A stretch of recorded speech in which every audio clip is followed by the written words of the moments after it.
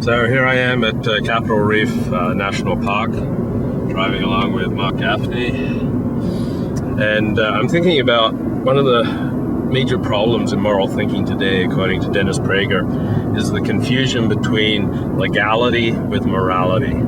So Dennis will often say about, I don't know, O.J. Simpson, that the evidence as he perceives that this man was guilty, even though he was legally judged not guilty in a criminal court, then found guilty in a civil suit.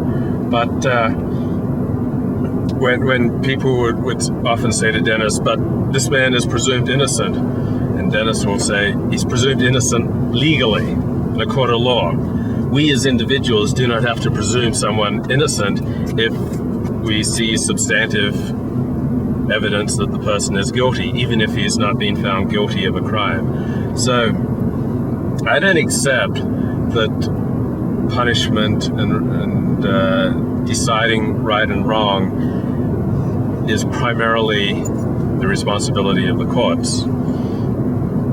Courts just as often get these things wrong as bloggers do, as journalists do, as academics do, or as anyone else. In the end, only that which is right is right. And if it is a blogger who is crying out what is factually right in a case, even if all the courts in the world disagree with him, even if everyone else disagrees with him, if he's got the facts right, he's got it right. So let me tuck in for a second. So yeah, go ahead, Marc. You got some thoughts. On this, I think that Levi, you're right. In other words, that which is right, if the facts are right, if that's the big proviso. If the facts are right, then anyone's speaking the facts. That's the little boy who says the emperor has no clothes. Everyone's saying the emperor has clothes. All the systems of government, say the emperor has clothes. But the little boy, let's call him a blogger, says the emperor has no clothes. That's the great strength of blogging. And I want to really kind of emphasize this point. It's the great strength of democracy, right? That actually, there isn't, one person, right? Or a governmental system that owns the truth. Let me go to the next stage, right? Levi says something else that's true. Very often courts get it wrong. And that's absolutely correct, right? The amount of injustice that happens in a court is actually staggering. The amount of times, that a defense attorney, right, defends someone that they know is guilty, right? And because the defendant has a very good lawyer, they're able to actually get off on a technicality. When a poor person who's innocent, right, goes up for the same accusation, right, is staggering. The amount of innocent people, there's something called the Innocence Project, which is talking about, really freeing people who just didn't have the funding for a good lawyer and who were sent up the slammer, by courts that made wrong suppositions. So I think the gorgeousness of the internet, right, is that it allows people with principles and integrity, right, to have a say in the public conversation beyond the structures of power. And that's a good thing. That's a beautiful thing. Everything has light and shadow. The shadow side is vigilante justice. The shadow side is lynch mobs. The shadow side, right, is, the National, Enquirer or the tabloid, kind of internet sites. There was in this book we were reading the other day, The Future of Reputation, there's a discussion of kind of any number of internet sites that just regularly slander people, without checking. They know that people really don't have the energy or time to sue them for libel. Where they publish, personal, salacious details of just different people's lives by kind of doing the circuit of cocktail parties, picking up gossip, putting it on half true, half not true, knowing full well that they're not really going to be subject to libel. That's actually not cool. There's a site called Gawker.com, which engages in, that kind of activity. That's a violation of Tikkun Olam. That's a violation, that's something that, hopefully, the person you cited, Dennis Prager, myself, and anyone else, yourself, would hold as a gross violation of social norms.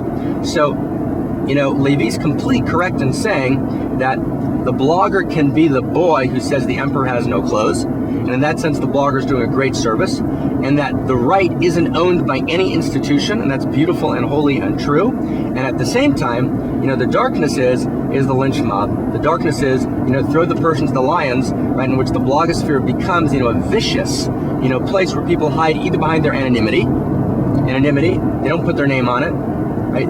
Or they hide behind the fact that for whatever reason they're not vulnerable, so the normal social norms that demand accuracy don't apply to them, right? Because they're actually making their living by being, inaccurate and vitriolic, so they're actually not governed by the normal social norms of community.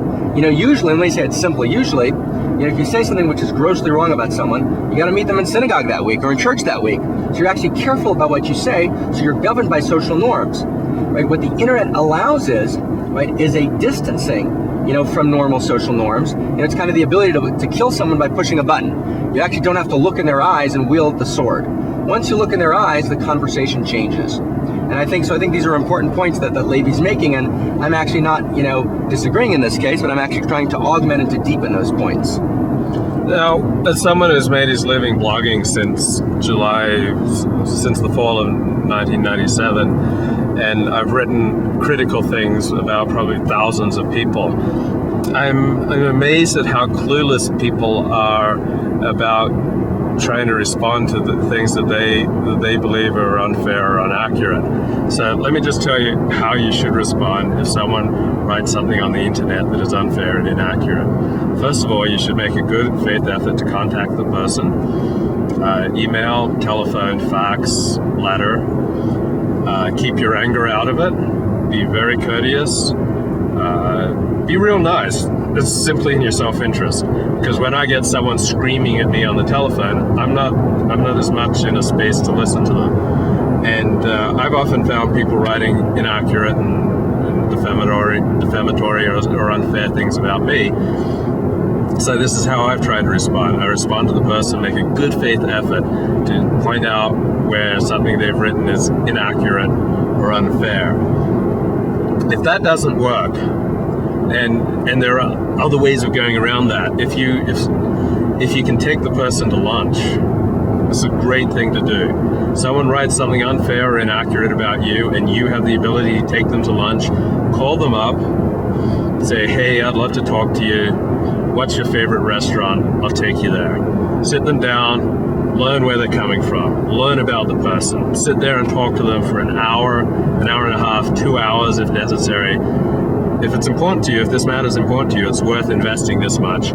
Then at the end of you coming to know where they're coming from, do some research into the person, Google them, read about them, spend a good hour or two reading about them if this is important to you, so you know where they're coming from. Listen to them, look them in the eye, find out what's important to them, and then after you've done that work, then say, hey, I think you're inaccurate or unfair in this instance.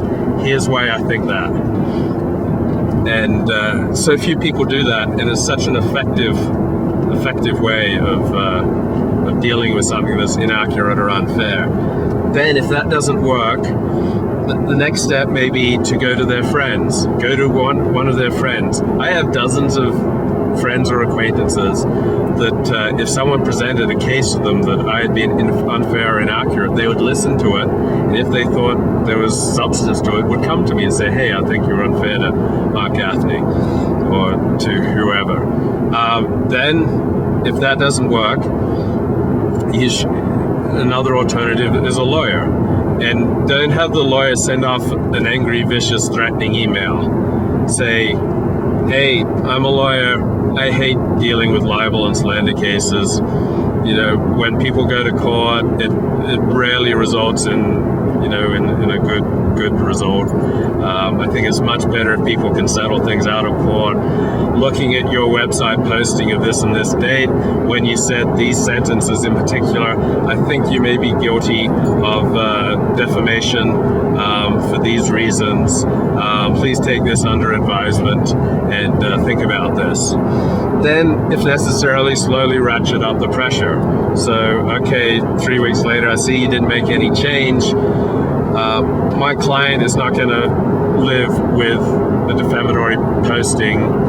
You wrote something that was not true. This is affecting his livelihood in these ways. It's going to eventually be entirely in his self-interest to take you to court. And if this doesn't change, we are going to take you to court. What usually happens is silence. What usually happens when I write something that someone finds unfair and inaccurate, they immediately decide that I am the devil. and there's silence from their end. And I believe that the Talmud says silence implies consent. Someone writes something unfair, inaccurate